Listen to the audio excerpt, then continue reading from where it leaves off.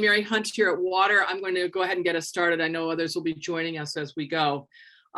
This is the Water Talk of March the 16th, 2022 with Melanie Morrison. We're delighted that each of you is here. Diane New and I from Water are happy to welcome you on the day after the Ides of March and the day before St. Patrick's Day. Let's begin then with a moment of silence, focusing our energies on peace in Ukraine. Let us take just one moment together in silence as others join us to focus our energies on peace in Ukraine. Thank you.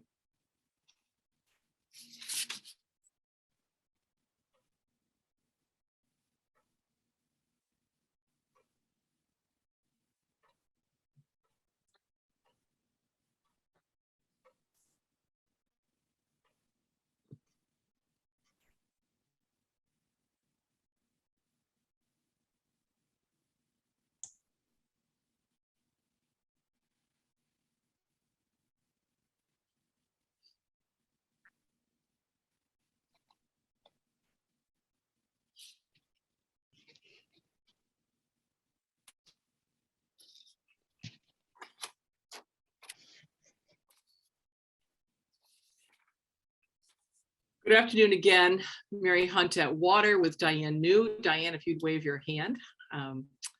We are the co-directors of the Women's Alliance for Theology, Ethics, and Ritual. And I say that especially for those who are new to these programs, which have gone on for years and years. But some of you who I know are friends and fans, as I am, of Melanie, are here for the first time at a Water event. I want to welcome you in a special way. We are a small inside the Beltway nonprofit working on feminist issues in religion. And it is our great pleasure to welcome you and to have this program today. I begin with a land acknowledgement. We at Water are on Indigenous land in Silver Spring, Maryland. You probably are on Indigenous land where you are too. Ours was the traditional and contemporary land of the Piscataway and Anacostan peoples. We at Water are committed to making clear the names of those for whom this land is home and the community members of those nations who reside alongside us.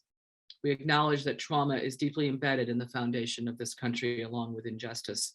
And we affirm the right of all people to bring their whole selves and their whole stories into this space. Water's work brings spiritual feminist values to efforts at social change. So today's book under discussion with its anti-racism theme fits well into our work. And I'm going to raise it up a number of times because I learned as a teacher that the more you repeat, the more people get it. And it's also beautiful. This is the book, Letters from Old Screamer Mountain by Melanie Morrison, who is our speaker today. And notice as a first off thing, the beauty of this book. Notice its size and its design, and how handy it is and how lovely it is to feel and to see the beautiful pictures. And that's thanks not only to Melanie, but also to Jeanette Stokes and the staff at the Resource Center for Women in Ministry in the South. And I wanna thank you, Jeanette, for the extraordinary work that you've done for so long in this way, and now to bring publishing into your house, as it were, is something very important to all of us. And I wanna thank you for this beautiful book. So here's our format. I'll introduce our speaker, who will then have 20 to 25 minutes with plenty of time for dialogue and questions and discussion. So please listen and enjoy. You don't even have to take notes. You can eat your lunch. We'll take notes, which will be on our website shortly after Melanie has a quick look at them for accuracy or to add anything we may have missed. So don't worry about taking notes. We also make available the video of this presentation on our website, which is www.waterwomensalliance.org. And it will be under programs and under Water Talks, and it will be available for your use. And we encourage you to use it, both as a way to share the book, but also to share the discussion. So please feel free to use Water resources. That's why we make them. If you'd be so kind as to mute your phone now, that would be lovely. And we can proceed with a good clear line so that the recording of this will be useful for others. When it's time for Q&A, I will invite you to unmute your phones, and only Melanie and I for now will have our phones open. We will end at 2:00 Eastern Daylight Time to respect everyone's schedule. And then, as I said before, you can re-listen to this or point other people in the direction of it by going to the website, www.waterwomensalliance.org. And you'll find it there under programs and Water Talks.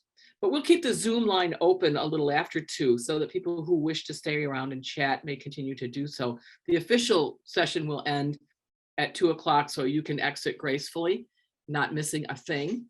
And then if you want to stay on for further conversation, especially with Melanie, you're welcome to do that. And we will keep the line open and delight in having you.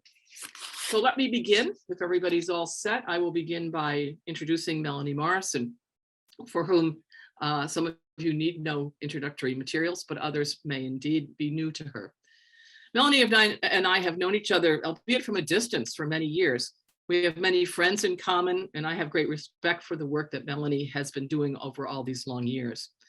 Let me quote from her bio. Melanie writes that she's the author of 5 books, including Murder on Shades Mountain, The Legal Lynching of Willie Peterson, and The Struggle for Justice in Jim Crow, Birmingham. She served as executive director of Allies for Change, a national network of anti-racism educators. With her colleague and her dear mother, Eleanor Morrison, she founded and directed the Levin Center, a retreat and study center in Michigan, not unlike Water and the Resource Center and so forth, kind of all of our generation, Jeanette Stokes having started that place, Diane New and I having started Water, Melanie and her mother having started Levin. We're all kind of a generation who literally did what Mary Daly said, was to make new space, make new time, but to create places where this work could be done. And the Levin Center in Michigan was dedicated to nurturing the relationship between spirituality and social justice. In 1994, Melanie founded Doing Our Own Work, an intensive anti-racism program for white people that has attracted many participants across North America. She's an ordained minister in the United Church of Christ, served as pastor of 3 congregations. She has a Master's of Divinity from Yale Divinity School and a PhD in theology from the University of Groningen in the Netherlands. And Melanie lives with her spouse, April Allison, in Michigan, and we welcome you so deeply today. Let me say a little something about this book. And again, I'm going to hold it up so that you don't forget the beautiful cover, the back cover with a nice picture. And just to let you know, it's a scant 100 pages and one of the most powerful 100 pages I think you'll read. Let me say in a nutshell, part of what we said in our blurb about the book here at Water. Anti-racism work done through travel and memory, the authors and her mother's lack of it, that is memory, make this a poignant and compelling read. And as I reread it, Melanie, for today's experience, I found both of those things again. It is very poignant and it is very compelling. The daughter in this book, that would be Melanie, attends a writing retreat at a camp where her mother spent a life-changing weekend some decades before. Both appreciate the camp director's commitment to anti-racism work, a commitment that inspired Melanie's mother and encouraged her in her longtime endeavors toward racial justice. Again, I want to point out that this book was published by our friends at the Resource Center for Women in Ministry in the South, led by the amazing Jeanette Stokes. It's beautifully presented, lovely to hold, and comfortable to read. You can order it from their website, and I'll make sure that the website is in the chat. So Melanie, thank you for gracing our space today. We look forward to your presentation, and we are now in your capable hands to hear about this marvelous book, Letters from Old Screamer Mountain. Melanie Morrison. Thank you so much, Mary, for that beautiful introduction. And thank you, Mary and Diane, for inviting me to this Water Talk and for all the critically important life-giving programs Water offers the world. I'm delighted to be here, and I'm grateful to all of you who have made time for this hour-long conversation. I'm enormously grateful. Thank you for being here. I want to dedicate what I read to Lillian Smith and Eleanor Morrison, and you're going to hear much more about these 2 women in just a moment. To begin, I want to share an abbreviated version of the introduction to my book. The introduction describes why I went to Old Screamer Mountain and why I wrote this book. I'll also read 2 of the letters from the book. So here's how the book begins. I was euphoric when I stumbled upon the Lillian Smith Center for the Arts in Clayton, Georgia. In the winter of 2011, I'd been searching online for an affordable writing residency. To find a place of solitude and beauty in the mountains of North Carolina was appealing in and of itself. To be on the very mountain where Lillian Smith wrote the novel Strange Fruit in 1944, and her groundbreaking, revolutionary collection of essays, Killers of the Dream in 1949, that was more than I could imagine. Smith was a Southern white writer and activist who decades before Brown v. Board of Education worked to dismantle segregation and white supremacy.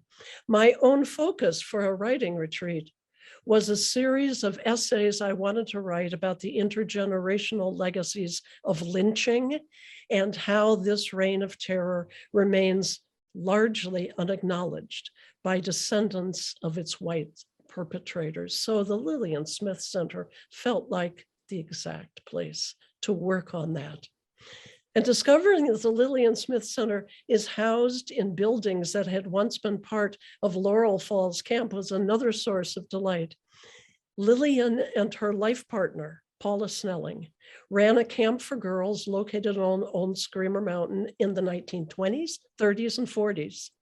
And alongside traditional camp offerings of tennis, swimming, horseback riding, Laurel Falls utilized theater productions, the arts, dance, and discussion of modern literature to awaken critical political consciousness and love of the arts in their young white campers. And when the camp was not in session, Lillian and Paula welcomed college students to the mountain for educational events and held interracial meetings and retreats, something that was actually illegal at the time, the interracial gatherings. I had grown up hearing many stories about Lillian Smith and her groundbreaking work. Her photograph hung in our family home, and her name was spoken with reverence. When people asked if she was kin to us, my father loved to tell them, Lillian Smith is a non-biological ancestor. She's part of that great cloud of witnesses that helps us carry on. Both of my parents expressed deep appreciation and indebtedness to Lillian Smith because they discovered her essays while in college in the late 1930s. My father at Birmingham Southern and my mother at Georgia Wesleyan. Both of my parents were born and raised in the South. Like the girls at Laurel Falls Camp, my parents felt the foundations of their world shaking as they devoured Lillian Smith's essays. Never had they heard a white voice like hers, a white voice calling for a desegregated South, where every form of racial violence would be outlawed and every vestige of Jim Crow injustice abolished. In 1939, in her junior year at Georgia Wesleyan College, my mother was part of a small group of students that traveled to North Georgia to spend a winter weekend with Lillian Smith and Paula Snelling. Those 2.5 days were an unforgettable turning point in my mother's young life, as she and other students stayed up late listening to Lillian read from her manuscripts and talk about the horrific costs of white supremacy. The following year, my parents met in Black Mountain, North Carolina, at a YMCA regional gathering, and my father was immediately smitten. As he was fond of telling his children years later, your mother was stunningly beautiful, but it was also her intellectual acumen and her passion for justice that attracted me. Just imagine, he'd say to us, Eleanor not only read Lillian Smith, she'd met her. When I discovered the Lillian Smith Center in 2011, I had been facilitating racial justice workshops for 20 years. Reflecting on that work, I began to write essays analyzing how and why white Americans 50 years after Brown v. Board of Education remained racially illiterate and largely oblivious about the unearned white privilege and structural power we carry. Insisting that the legacies of our ancestors have no bearing on who we are, we too often claim a racial innocence that breeds obliviousness and silence. And a case in point is the collective silence white Americans manifest when it comes to the long and bloody history of lynching in this country. In preparation for my time on Old Screamer Mountain, I reread Killers of the Dream, and it intensified my eagerness to begin the 3-week residency in July 2012. I felt as though I was embarking on a spiritual pilgrimage or a journey to a recently discovered ancestral home. The desire to be there was a sweet, sharp longing, but at the same time, as the time grew nearer, I felt certain that grief also lay in wait for me on that mountain in North Georgia. I feared that setting foot on that sacred ground might unleash new tidal waves of sadness within me about the recent closing of the Levin Center, a retreat and study center in Michigan that I helped found with my mother, Eleanor Morrison, and my spouse, April Allison. After 14 years of offering a wide array of workshops and retreats with the goal of equipping participants to become more effective and knowledgeable agents of social change, the center had to close in January 2012.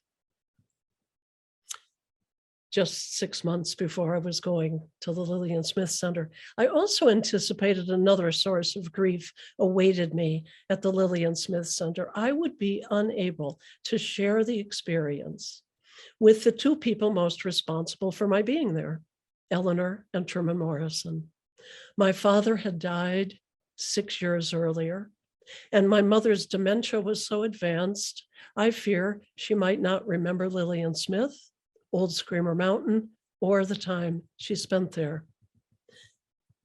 Eleanor Morrison was a fiercely independent woman who taught in the Michigan State University Departments of Family and Child Sciences and the Osteopathic Medical School for 16 years, offering some of the first human sexuality courses ever taught at Michigan State. She wrote 7 books, including textbooks on how to teach sexuality to undergraduates. She became an advocate for LGBT civil liberties, serving on a legislative task force in Michigan in 1972 to revise the definition of family. In 1976, at the age of 55, she was ordained to ministry in the United Church of Christ. After serving 2 churches, she and I founded Leaven in like the stuff that makes bread rise, Leaven, in 1987. That is the nonprofit organization that gave birth to the Levin Center. My mother was my first mentor in the art of facilitation. We worked together for 17 years before she retired in 2004 at the age of 83. Excuse me.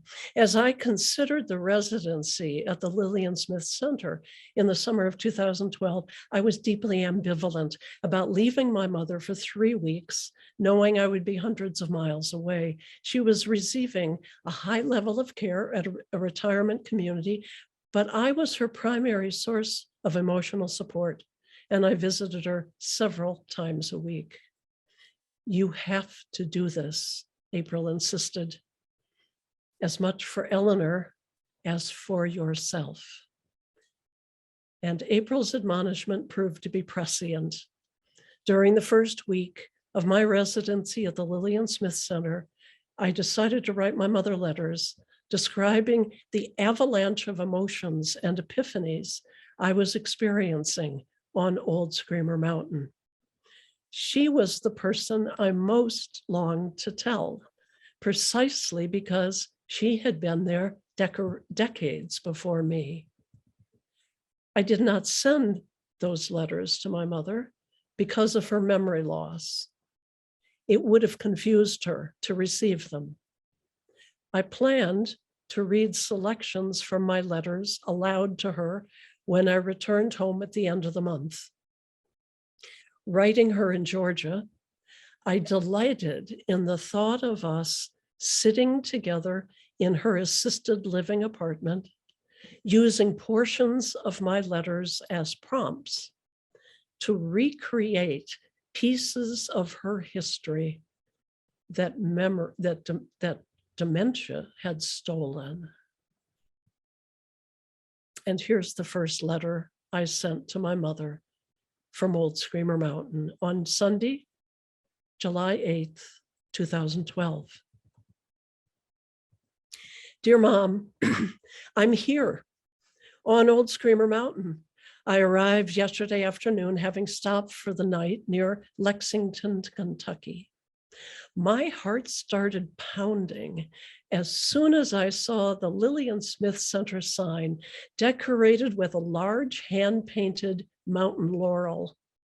I switched off the radio, pulled off the highway, and nosed the car up the steep incline.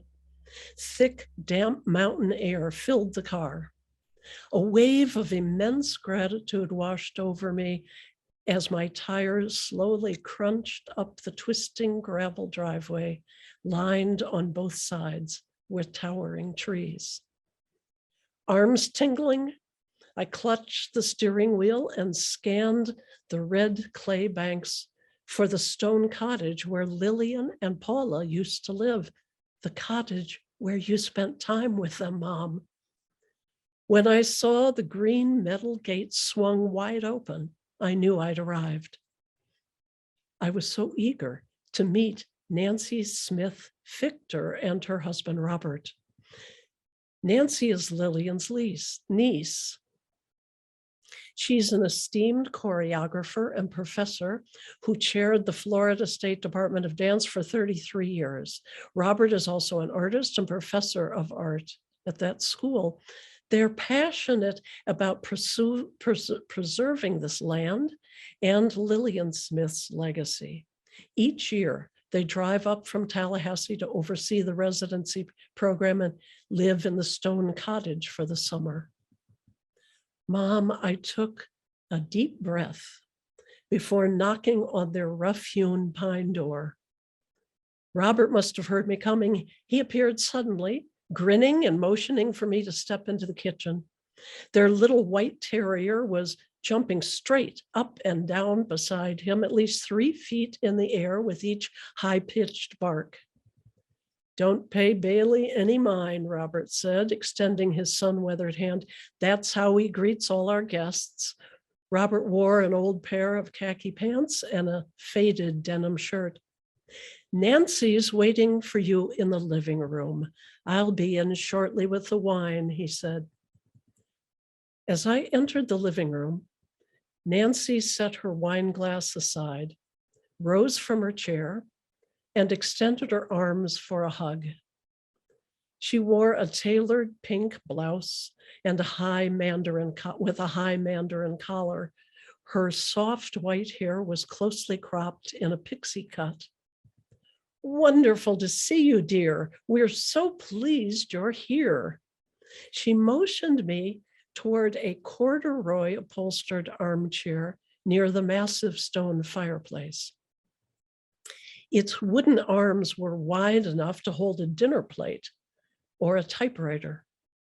As I sunk into that chair, I noticed it was positioned directly below the very same photograph of Lillian that used to hang in Dad's study. Just imagine, Mom, there I was in the living room where Lillian and Paula hosted your Wesleyan College group 73 years ago. Nancy and Robert have taken exquisite care to preserve this rustic house just as it was back then. The original pine log beams still span the width of the cottage. The books that Lillian and Paula cherished fill the living room shelves, giving off the musky scent of fallen trees. A large, multicolored, braided rag rug dominates the center of the room.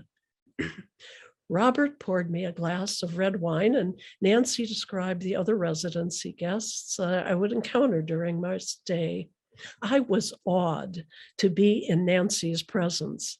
No living person knows more about Lillian Smith than she. She spent every summer of her childhood and youth at Laurel Falls Camp, traveling up from her family's home in Jacksonville, Florida. It was at Laurel Falls in 1940s that Nancy was exposed to Martha Graham technique. She's been a lover of modern dance ever since. As she shared that story, I thought of you, Mom, and your love of Martha Graham. I ran my hands over the wide wooden arms of the chair, worn smooth by years of use, and wondered if Lillian sat in this very chair to read and write. And just then it happened. You appeared, Mom, as an 18-year-old Eleanor, just a few feet from me. You were seated cross-legged on the rug with your white socks and saddle shoes tucked under your floral summer dress. I saw you listening intently, wide-eyed and awestruck, as Lillian read one of her manuscripts about the shriveled heart of whiteness. You were so close, so real. I could have reached over and touched you. And all day since, it kept happening. Everywhere I turned, I saw you as an 18-year-old, breathing in the mountain air, perusing the book titles in Lillian and Paula's library, watching the sun set through the trees on the western crest, soaking up Lillian's radical critique of segregation, walking the stone path to your cabin, lying on the top bunk, reliving each adventure of the day with your roommates late into the night, listening for the screech owls as you drifted off to sleep. I assumed I'd be encountering Lillian's presence here, but I hadn't anticipated meeting you in such vivid and remarkable ways. There's so much I want to tell you about the cottage where I'm staying, about what remains of Laurel Falls, about the people I'm meeting here, about the insights that leap from the pages of Lillian's letters. So much. Thankfully, I'm here for 3 weeks. I'll write more tomorrow.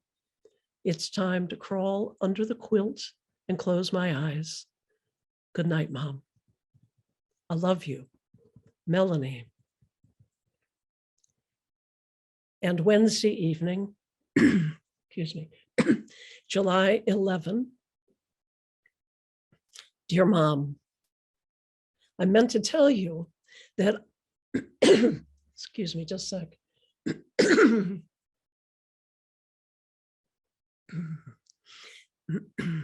I meant to tell you that I visited Lillian's grave last Saturday, the day I arrived. After getting the cottage keys from Nancy and Robert, I went to the grave first thing. Before unlocking the door of my stone cottage and inhaling its sweet mustiness, before cranking the metal framed windows wide open to let the mountain air in, before hauling the crates full of books, papers, and clothes from the car, I wanted to greet Lillian and tell her what I planned to do while here on her beloved mountain. I followed the narrow path leading from the parking lot to the old stone chimney. That moss-covered structure is the only surviving remnant of the Laurel Falls Theater. Nancy told me that when the demolition crews arrived to tear down the former theater, Lillian insisted they spare the chimney. She considered it a beautiful piece of sculpture. Did you visit the Playhouse when you were there, Mom? Nancy said it was the heart of Laurel Falls Camp. That's where critical issues of the day were explored in plays that the girls wrote and performed. Just to the left of the chimney, lying flat against the earth, is an inconspicuous metal plaque marking where Lillian Smith is buried. The words engraved on it are from Lillian's book, The Journey. And they say, death can kill a man. That's all it can do to him. It cannot end his life because of memory. It's in memory of Lillian's fierce spirit that I've come to Laurel, to Old Screamer Mountain to write. I need an infusion of her tenacious, obstinate courage. As you and Dad so often told me, she consistently refused to comply with the oppressive norms of Jim Crow Georgia. By rattling the cages of white respectability, by naming how white supremacy weakens the minds, hearts, and souls of white people while lining their pockets with stolen wealth, by breaking social taboos and white silence again and again, all of that. And there are so many silences that need to be broken today. White silence about the history of lynching weighs heavily on my spirit, Mom. If this reign of terror remains unacknowledged by those of us who are white, we can be certain that the lies and fears that fomented lynching will continue to infect white psyches and imaginations and the policies white people put in place. The unceasing criminalization of Black men and women is undeniable evidence that these lies and fears are still rampant. The killing of Trayvon Martin 6 months ago is glaring evidence of that criminalization. 65 years ago, Lillian broke this silence in her work, in her writing, in Killers of the Dream, when she described how Southern white children learned to accept the poisonous, irrational, and spiritually suffocating contradictions of white supremacy. And she broke that silence by talking candidly with the girls at Laurel Falls about the horror and brutalization of lynching. When I found Lillian's grave, I knelt in the moss in front of the plaque. A small ray of light, a small ray of late afternoon sun filtered through the nearby trees, illuminating the first 3 letters of her name. Tracing those letters, I could hear the tender cadence in Nancy's voice when she speaks of Lil. I brushed some petals from the marker and spoke aloud, quite certain Lillian was listening. I'm here for 3 weeks of solitude and writing, Lillian. I hope to make you proud. I'm so grateful to be on this mountain, Mom. Thank you. Love, Melanie.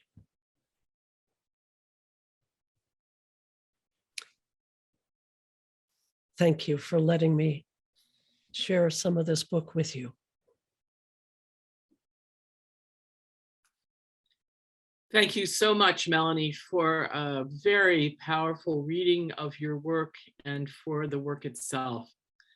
I want to thank also the Resource Center for Women in Ministry in the South for publishing this marvelous book, which I cannot mention enough times during this hour, Letters from Old Screamer Mountain. The title and the ordering information from the Resource Center are in the chat. It's a powerful book, Melanie, and it's a real tribute not only to your insights, but also to your mother. She was a great soul. And I also want to recognize your partner, April Allison, who's with us today. You might want to wave your hand, April, just to say that you and Lillian and all those who accompanied Melanie in so many different ways in this quest are deserving of our thanks. Nancy Yes, as thank you. well. And, you know, it does take a village, Melanie, and you've assembled them all in our imaginations this afternoon in a very powerful way. I want to open the floor now for discussion. I'm sure people have lots of questions. I have at least 10, if not a dozen questions myself, but I will hold back, allowing other people to go first with their questions if they wish. And I want to thank you again for bringing this to these questions, these hard questions that haven't changed much. The question of lynching, the question of killing people because of their race, and to do it in a public way, and to do it in a way that it becomes performative and entertainment for others is so unspeakable. It's so unspeakable that we must speak about it. And you've done that, and you've done it so well. So I invite people to raise questions, to comment, to think about the many issues here of dementia and love and family and North-South and anti-racism, the many questions that this book raises for our consideration. If you'd like to ask a question, please go down to the bottom right-hand side of your screen where it says reactions and press that button and then raise the hand. You can see my hand is now raised. And then when you finish with your question, you can lower your hand. Then, if you don't want to do that, or if yours isn't working, and sometimes they get finicky, just put your hand up like you used to do in grade school. In Catholic schools, we had to pound our chest too, and you had to say sister, sister, or stir. You know, you never even got the whole word out. You just got stir, stir, and that meant that sister was supposed to answer, ask you to make your thoughts known. So that's another way to do it. The other thing you can do is just kind of wave it in the air, and we'll look for it here from the water office. But if you can use the raise hand button, that'll help. Say your name, where you're from, be brief so that we can hear from a lot of people. And again, with thanks to Melanie Morrison, the floor is now open for comments, for appreciation, for queries, and Mary Jelinek will be first. Thank you. Yeah, thank you so much, Ms. Morrison. That was so powerful and so evocative and so poignant on so many levels. Your relationship with your mother, the unearthing of this history that we white people do not know or recognize, and certainly don't discuss. And I wanted to make just a final point. As with many things on water, I feel a very personal connection. Last week, I was meeting with a friend of mine who told me about a book that she said I'd probably never heard of, but that I must read. And it's, I don't know if you can see it, it's the Lillian Smith, Killers of the Dream. I'd never heard of her. And here you are today talking about her. My goodness, what a wonderful convergence. Yes. I just can't believe it. It's like from 1949. This just, so when you started speaking, I mean, I've just been overcome. So thank you. Thank you. Well, thank you. Yeah. Killers of the Dream, I think it's just it's a remarkable piece of work. And Lillian Smith took great risks, and she met great resistance when this book was published by people who considered themselves very progressive, like Ralph McGill, then editor of the Atlanta Constitution, I think is the name of the paper. She was ridiculed because she wrote very personally, autobiographically, very powerfully. And she knew the resistance was coming. And that, with Paula, they decided, even though her novel, Strange Fruit, about an interracial relationship and also about lynching, was banned across the United States in 1944, as well as selling millions of copies worldwide eventually. And they kept the camp open during that time. But anticipating the resistance to Killers of the Dream, they decided to close Laurel Falls Camp. which was heartbreaking, to the alum, to people who still wanted to come. But she was also, I think, experiencing weariness after writing that. So I heartily recommend it. And I think I've had kind of a primal, almost mystical relationship with that book. It was quoted to me so often as a child. It was quoted so often from the pulpit by my father. But I think it was also for me, Lillian Smith's work was a model for the work that white people need to do with each other, for each other. And that work should not, the education should not only be by any means the work of people of color. And she did that. And I think also the kind of mystical primal relationship I've had to the book is that it was published the year I was born in 1949. That was a long response to something. Thank you very much for what you witnessed to in terms of your friend recommending it. Thanks, Mary Ellen. I just want to follow up quickly on that, Melanie, and ask you two questions. One is, where did Lillian Smith get her deepest insights into the problems of racism and the need to deal with white supremacy? Who are some of her teachers? Who are some of her sources? And my other question is, what did the neighbors of Laurel Falls Camp in Clayton, Georgia, think about these two women living together? What did the girls and their families getting this anti-racism work at camp think? And can you relate it to the people in Michigan and how they might have felt about the Levin Center? Because there's a lot of weaving throughout this of your own experience, at least as especially as I reread it, sort of more deeply into the text, of your own experience at the Levin Center. So I just wonder if you could say anything about those, the two interrelated questions, and then the kind of segue to the Levin Center.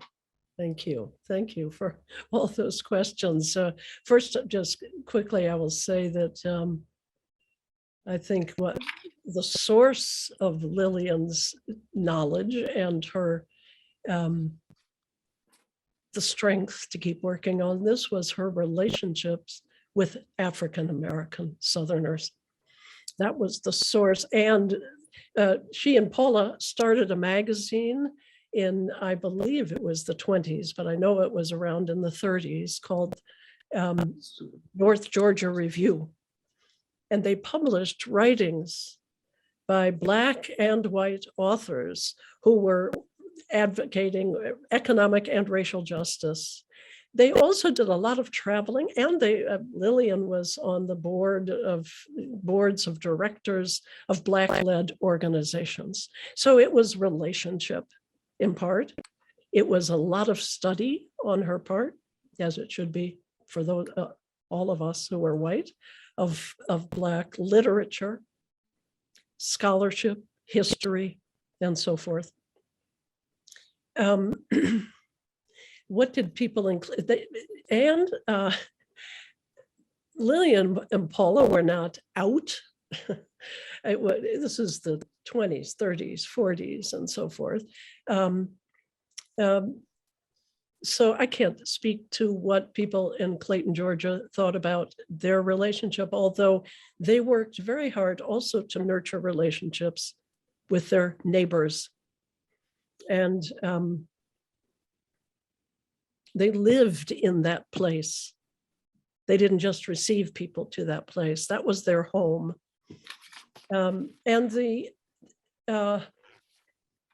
Lillian wrote people have asked me, well, how is it that white parents would send their daughters to this camp more than once?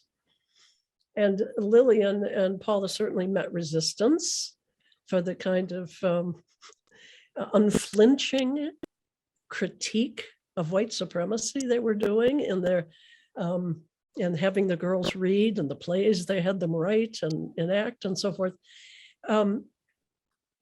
But she also really worked to build relationships with those parents. And I'm sure there were certain parents that did not send the girls again. There is a movie,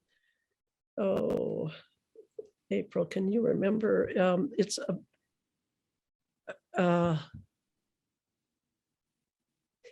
well, let me say there is a more recent movie. I was thinking of a documentary that had been made of alums decades later, women in their 70s, 80s, and so forth, talking about the impact of being at Laurel Falls Camp. You can find it, I think, if you search for it online. And then there's a more recent documentary about Lillian Smith and her work that's really also outstanding.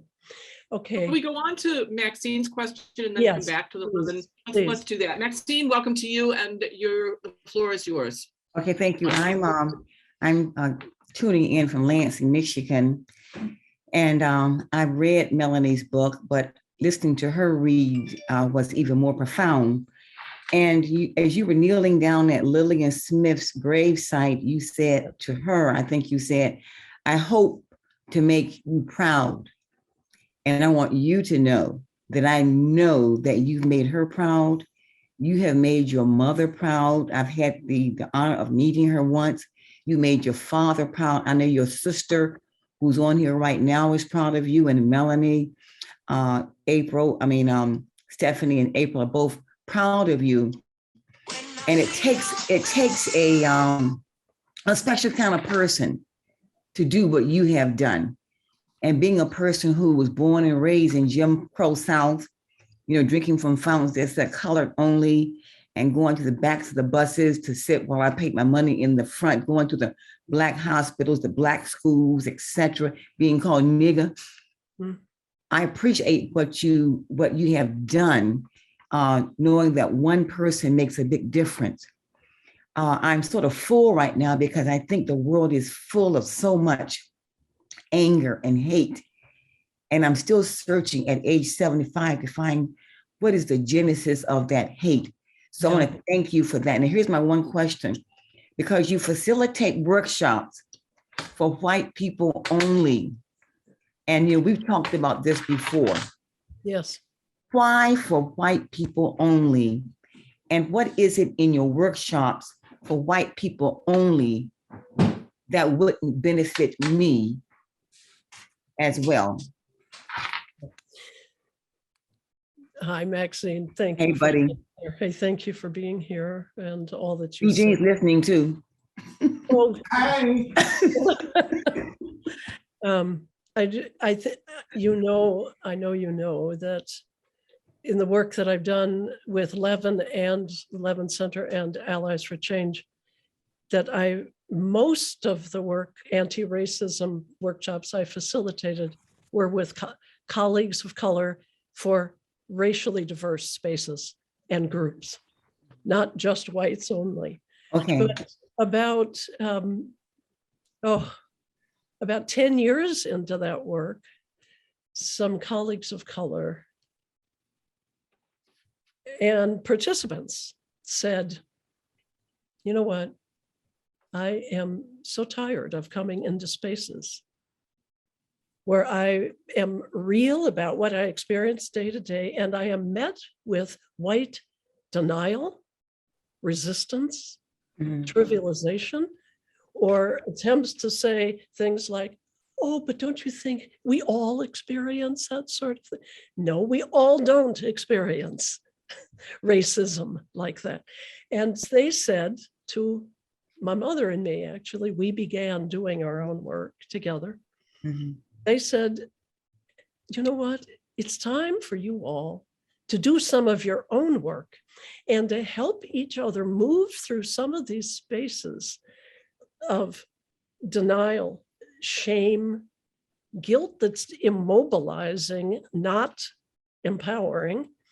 And that's some work that white people need to do with each other so that you can show up in the multiracial spaces in ways that aren't just distracting and diverting. So we saw it always, Maxine, as just one leg of the journey, okay, and a sort of station on the way, and never saw it as the end work. It was a step aside to dive deep for 6 full days over 3 months' time with other white people to work through some of the places so we could come in healthier ways into the work that can only be done with people of color. That's the most important work. That is the most important work. Did I respond Yeah, to you? one of many, you said one of many strategies, one of many strategies. There's only one. One of many Many, strategies. and Mhm. not the most important, even though I think it's critically important. Yeah. Okay. Thank you for asking what you did. Thank you both. Jackie had a question, but I think she's had to leave before she could get her question in. Who would like to be next or make a comment? The floor is open. And while you're pondering, I'm just going to put up a picture of, I wish we don't have a screen share on this, but I have a picture of Eleanor Morrison. How's that for beauty, power, strength, commitment?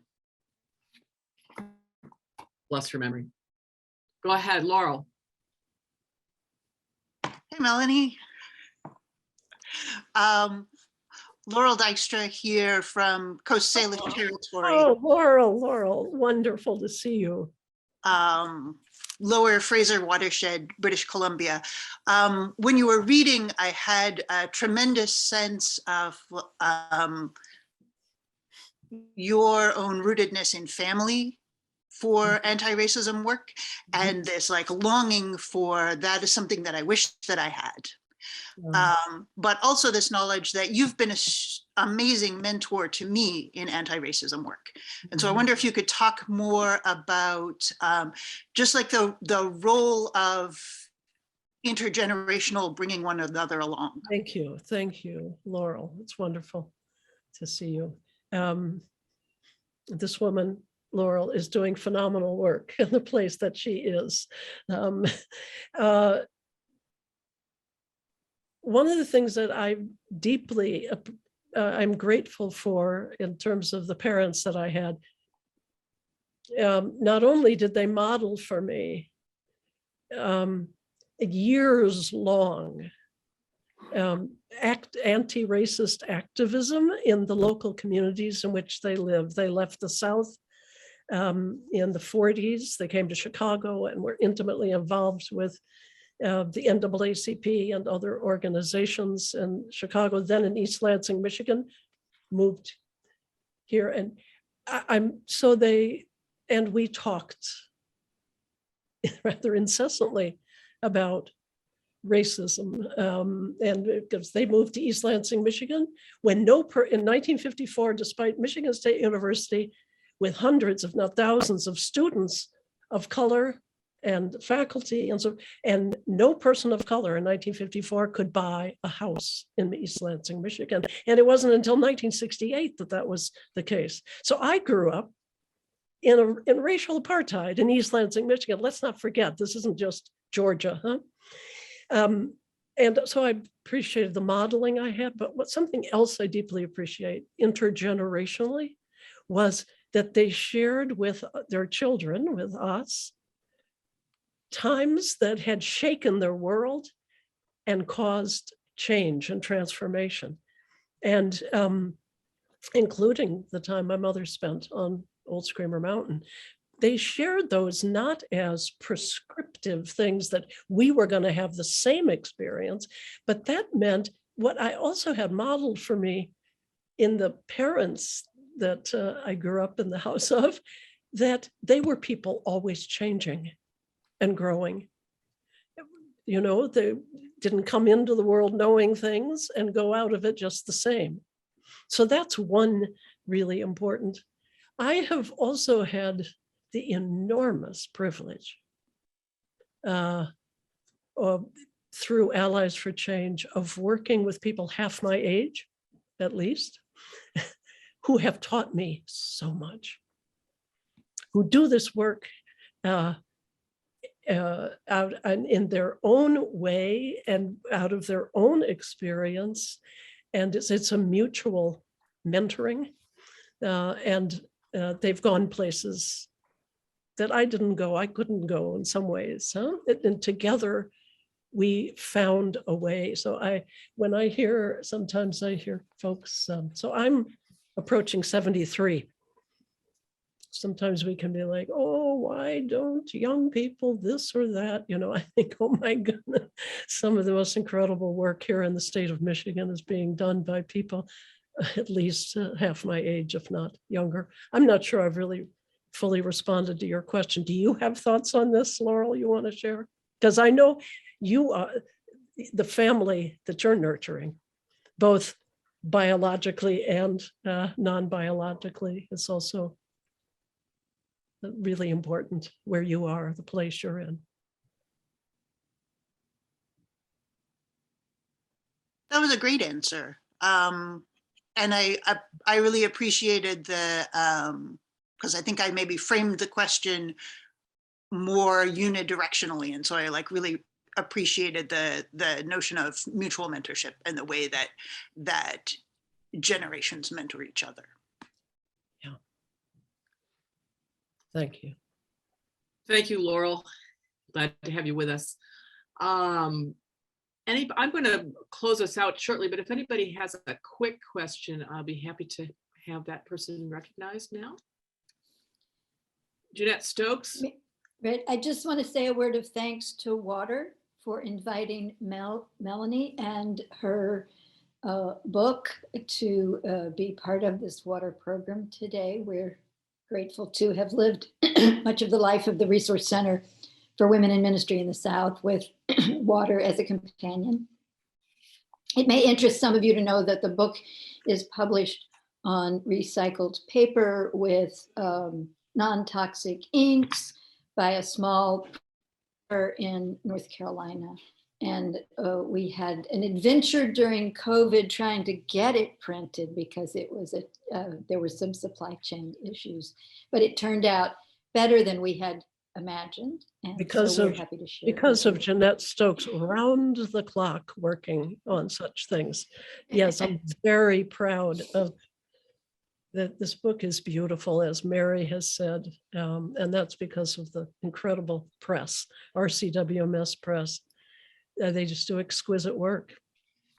Thank you. It was our pleasure, and we are so happy to share it with all of you today. Mary and Diane, thank you for inviting us. Yes, thank you, Mary and Diane. You're more than welcome. You have graced our stage here with your presence, and I'm going to have the unhappy experience of having to close this because we are at the time which we covenanted, which is the top of the hour, but we will leave the Zoom open as soon as I finish the closing remarks, and you're all welcome to stay on and chat with each other as you will.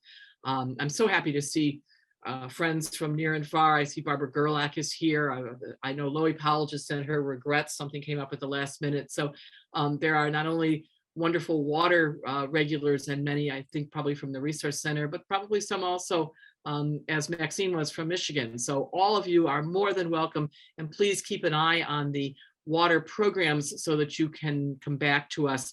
We will send out shortly, that is in the next few days, not only the link to the audio of this event, and once again, I thank Melanie Morrison for making it possible. I thank your mother. I thank April. I thank Lillian Smith and Old Screamer Mountain. And most of all, I draw our attention to the moral horrors of lynching, which continue on live TV in our time. Thank you. That's why we do this work. So Yeah. I thank you all for that. And I will also send out from the chat the link to the movie about Miss Lil's camp and other materials that are in the chat. So look forward to those. Go to our website, www.waterwomensalliance.org, and we will have there the information, the notes that we've taken from this event. Let me just mention, excuse me. let me just mention a couple of upcoming programs. Melanie, I'll come back to you. Sure. On Tuesday, we'll have a ritual at 7:30 in the evening with Diane New and the Water community. Come to Waters of Peace. It's World Water Day on the 22nd. That will be at 7:30 p.m. And if you wish to sign up, again, you can go to our website and do that. We'll be looking at the theme of Waters of Peace on World Water Day. Our next Water Tea will be on Tuesday, April the 5th at 2 o'clock in the afternoon. And we will be discussing the wonderful movie, My Name is Polly Murray, which is the story of one of the great women of our time, civil rights activist, lawyer, Episcopal priest. And we'll be joined by Dr. Kelly Brown Douglas from Episcopal Divinity School at Union Theological Seminary. So watch the movie. We're not screening the movie. Watch the movie. It's on Amazon Prime. Watch the movie or some other way and join us with Kelly Brown Douglas on April 5th to discuss My Name is Polly Murray. And then we will have on April the 13th, on April 11th, we'll have the water meditation with Jan Elsay at 7:30 in the evening, topic to be announced. And then on April 13th, which is a Wednesday, we will have the next talk in this series, which will be looking at the book. And I will, again, I love to hold up these books. Grandmother's House. In My Grandmother's House, Black Women, Faith, and the Stories We Inherit. And this is written by Yolanda Pierce, who is a womanist theologian, and I will highly recommend this one as well. A personal tribute to Black women's faith. And it is really, the subtitle is Black Women, Faith, and the Stories We Inherit. And it is all of that. And I highly recommend Dr. Pierce's work, and we'll have her with us on that day. So those are upcoming water programs. Feel free to join us. All programs are free. They're open to everybody. The Elaine Donaldson Program Fund at Water is a new and great help to us for this, but your donations are needed and welcome. We try to socialize resources at Water so that those who donate do, and they do very generously, I can report with deep gratitude, and those who cannot donate are equally welcome. There is no charge ever for a water program. You come regardless. We believe at Water that if we share, among us, there's enough. Let me repeat, if we share, among us, there's enough. So with that, I turn back to you, Melanie, for your announcement, and then we'll close out and move into more informal session. Go ahead, Melanie. I just wanted to say that I will get you the link to the more current Lillian Smith movie as well, so that you can send that out to folks. Wonderful. Yeah. Thank you. So that if you signed up for this, you'll be getting the notes and our deep thanks. With that, I officially close our session with a final thanks to Melanie, and invite all of you to stay on and have conversation unfettered by the clock. So the floor is wide open, and you are more than welcome. We're going to start with Sharon, who's going to speak first. But the rest of it, leave time for a graceful exit. That was just applause and gratitude for this wonderful talk. I'm Sharon Fenema. I'm the Join the Movement curator for the national setting of the United Church of Christ. Join the Movement is our new anti-racism initiative. So it was really beautiful to hear from you, Melanie, and to learn about this book. I have not read it yet, but I'm looking forward to it. And I hope there will be ways for us to collaborate. I think this is a beautiful testimony to the lineage, as folks have mentioned in the chat, the lineage of white feminist anti-racist work. And I think it's especially, I guess maybe this is more of a question, especially given the ways that white femininity is used to prop up white supremacy. I feel like the work that you're doing is really important and powerful in that. I wonder if there's anything around that you would lift up as part of this work that you're doing. No, I think that's something that also I deeply appreciate that Lillian Smith spoke of often, was how the participation of white women in lynching, not only as spectators, but sometimes as instigators by falsely claiming to hide something else, that they had been sexually assaulted or whatever by someone who was Black. There's an essay I'm having name challenges here to think of the author. I think her name is Emma Goldman, but Coleman, excuse me, Emma Coleman, who teaches law in Washington, D.C., who's written a profoundly important article. And if you follow up with me, I can Just get send it you to us, that. Melanie. Just send it to us. We'll put it in. Okay. We'll put it in the It's notes. called, Yeah. it is called Crossing the River of Blood Between Us. Mm. And it's about the history of lynching and how that still is, because white women have really never like sort of collectively dealt with the role of white women in the history of lynching. That is still a river, unacknowledged river of blood between us today. And I think it's a profound essay. And you know, I wrote these letters to my mother just 5 months after the killing of Trayvon Martin. The next year I came back to the Lillian Smith Center, continuing this work. And George Zimmerman was exonerated. Trayvon Martin was actually put on trial far more. And let us never forget that of the 6 jurors or so, 5 were white women. And when they were later interviewed, it was the legacy of lynching. I mean, that was a lynching. A young man returning from a store with Skittles and a can of pop.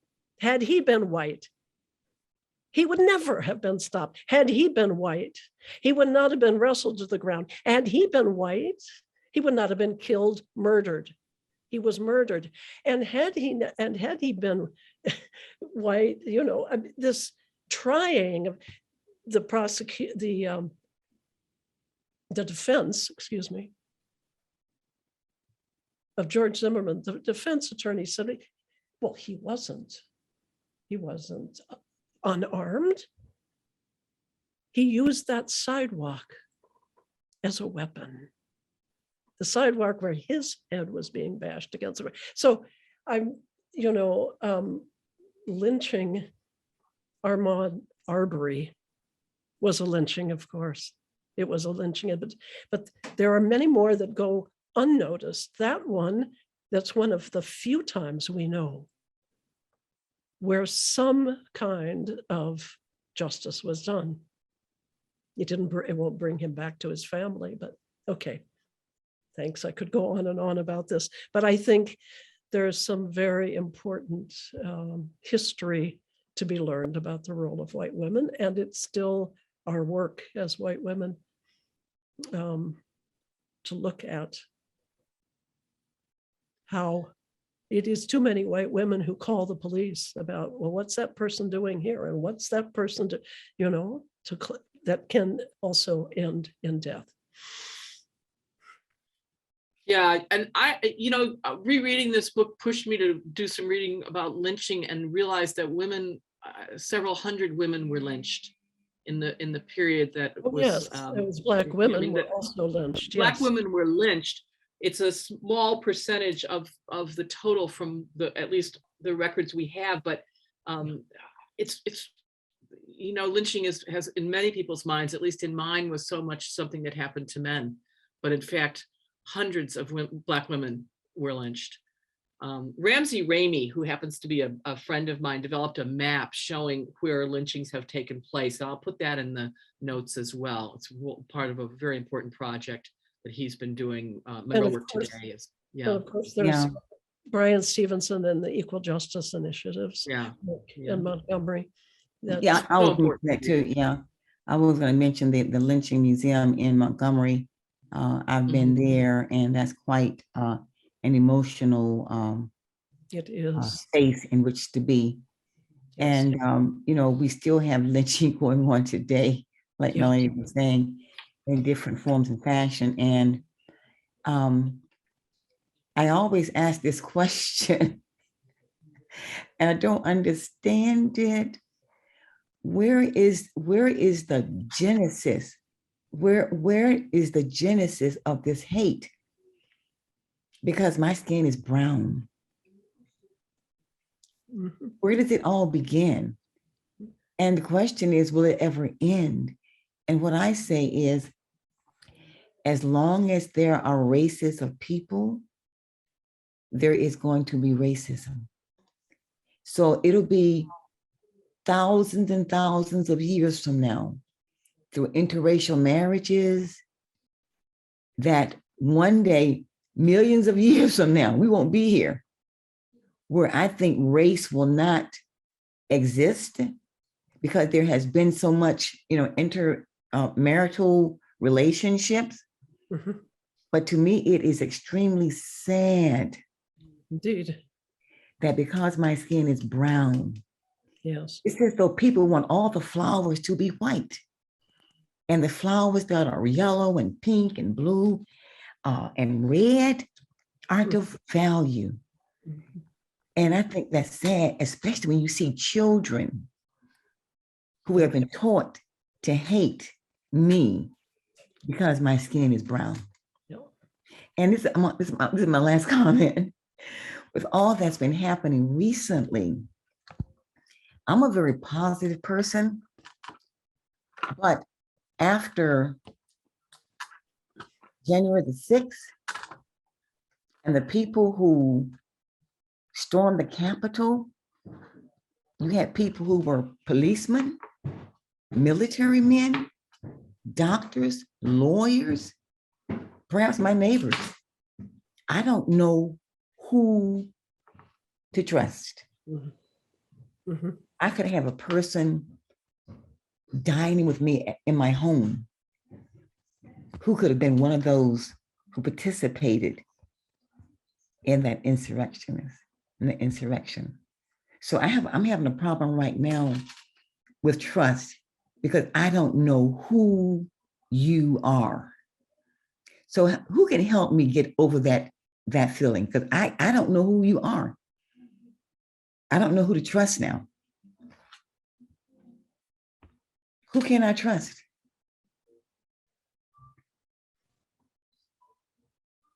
And that's the question I'm asking. Yeah, and I certainly don't want to respond. I mean, I think it's a question that could also sit there, and we wrestle deeply, listen deeply to it,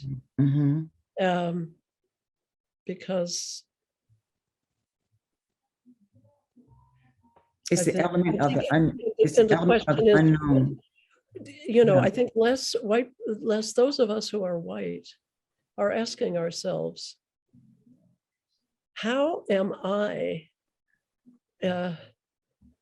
showing up, so to speak, in my workplace, in my study place, in my family, as a parent, as an aunt, as a grandparent, in my case, how am I showing up in trustworthy ways to interrupt racism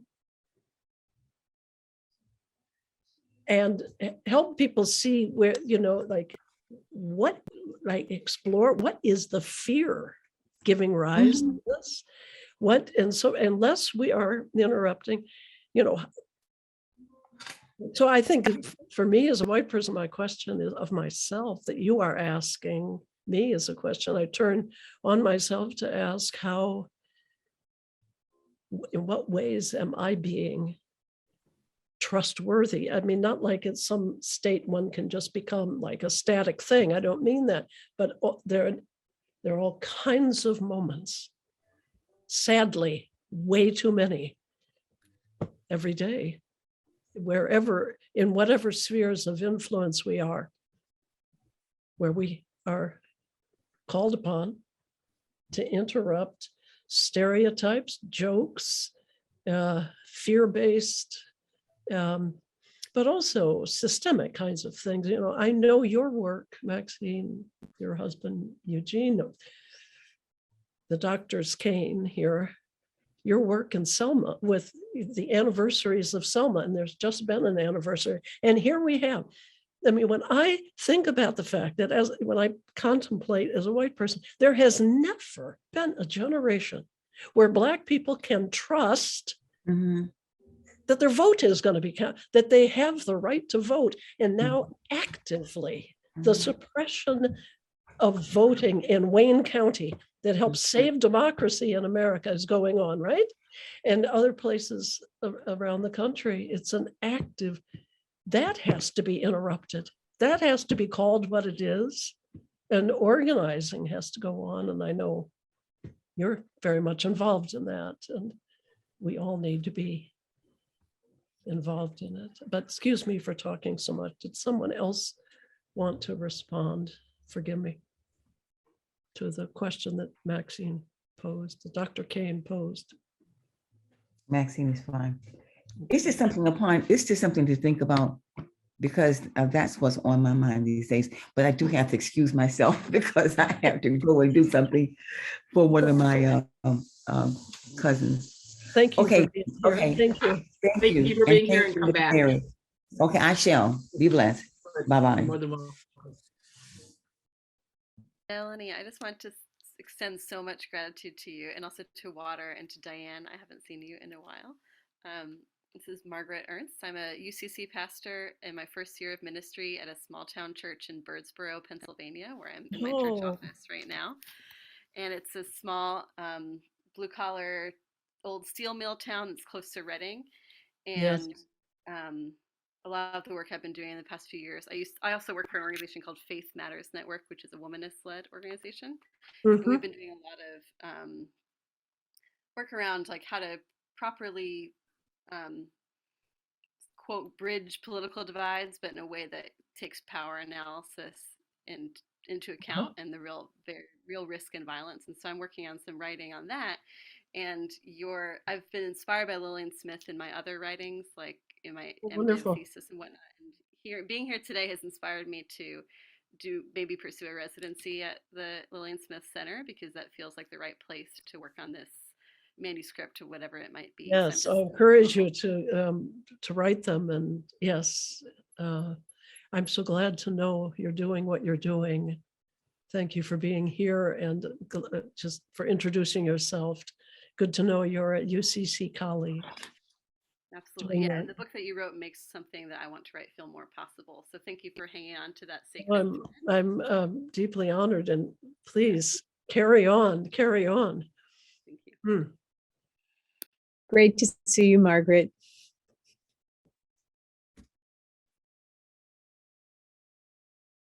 Lovely being with all of you. Ditto, Jeanette Stokes. Ditto. Thanks, Jeanette, for being here. Great work. Yeah. Well, shall we call it an afternoon? Yes, thank you. Melanie, yes, Margaret Ellen, you're sitting there getting the sun. I'm envious. I'm going to try to get a swim in before the sun goes down. So I'll be thank always you thinking all. of you. And I always Thank pray you for your all. nephew. You know that. Yeah. Right. Thank Oh, you. Okay, thank you All again. right. Diane. Melanie, thank you. April, how lovely to have you with us. Thank you for joining and staying. I'm sure you've read this once or twice, and I can assure. Edited it. I know. I'm teasing because you said that you gave every page to April to edit, Right. and you did a wonderful job. And Jeanette Stokes Crowd did a beautiful job with the book. It's really marvelous. And all I could think of is your mother. The last time I saw her, she was involved with the Religious Coalition for Reproductive Choice, and she was active on their board and a powerhouse. And Mary Yelenick, who's with us, has a mother who's in her 90s and another powerhouse who's had I wish your mother had been here, Mary, because I think she would have really found this very meaningful. Under the link. I want to say hi to Kelly. Hello, Kelly. I see that you're here. Yeah. Yeah. So Lovely. wonderful. Wonderful. Well, do come back. One of the questions I had for you was what you're working on now and what we can look forward to. If there's a new project on the fire, and there is indeed a new project, and there's always a new project. It is difficult, strenuous, and really for me a tremendous amount of learning in it as I work to unearth suppressed histories about my enslaving ancestors in Montevallo, Alabama. And I'm very honored to be going to Montevallo, where I've been several times now, doing research, but also I'm going there to speak about at the University of Montevallo, the King House stands, and it's a former I'm trying to sort of get away from the language of plantation. Slave labor camp is more appropriate terminology, but it's a former plantation home. It sits right there in the middle of that campus. And I'm a direct descendant of those enslaving ancestors who came to what became Montevallo, Alabama. It's about a half hour south of Birmingham in 1817. Not coincidentally, just months after General Andrew Jackson began his horrific genocidal removal of the Creek Nation for white planters like my ancestors. So I'm trying to do reparational research and with others collaboratively at the University of Montevallo ask, how can this place that stands there become a learning center about the suppressed histories, both Indigenous and Black enslaved Americans? And so I've been working on this for about 3 years and the work continues. I'm doing some writing about it. Yeah. Thanks for asking. Yes, we'll look forward to that. And obviously, this was a popular platform for people today. You get an eclectic kind of crowd, especially, not a churchy crowd, but a very spiritually interested and committed crowd for the most part who come to water programs. Some of them, of course, are members of churches, but or other religious traditions or not. But just to know that this is a platform where you're welcome and where your words, I hope, will bear fruit. So thank you again for being here.